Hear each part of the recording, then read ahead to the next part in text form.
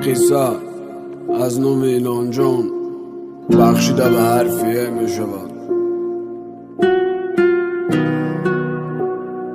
گفورف رکاردز. یک شب میخواستم که همین شب امروز نشوه، یا خدا یا دل داری من این سهر عروس نشوه.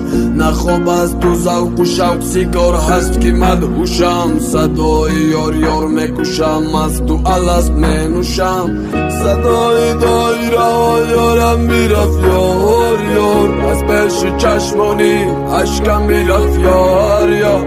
بیچاره دل بری علم دارم یار یار، بیچاره دل بری بخم خورم یار. خوش برم سینو بلیور است، قدرش به جان به من ضرور است. یارم رو میبرن شیطان بود، یارم رو نبرد یارم مجبور است. تهل تو نیستم و از گریه اش فهمیدم، گپی پدرش قانون دختر مجبور رسید است. گفتن روان نیست که دل داده دارم پدر، نمیرم جایی دیگر نمیرم جایی دیگر. تو از زندگی هم برام مزر رفتی، نسبت عدد تو خیالم نمیکنم، لیکن از تو خاطره های شیرین من قدر میکنم و فراموشت میکنم.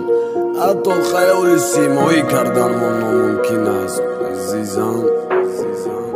نایلاش دیگه چا میکنی، غریب میشی و لای میکنی، خودت اول اپ کار میکنی و کاغذه بلا کار میکنی. من میلیون روب نرخی دختر چندمکی، بخته از پول کم میدیدی من میلیون نمکی. من خیلی پول افتم بختم از دست داده، فعلی خودم دارم غرور اول بد جولم. میکند مرجونم میکند دیووله، من یاد میکند و مجبوری طاقت میکند. صدای دایره و یارم بیرفت یار یار، از پیش چشمانی اشکم بیرفت یار یار. بیچاره دل بری علم دارم یار یار، بیچاره دل بری بخم خورم یار.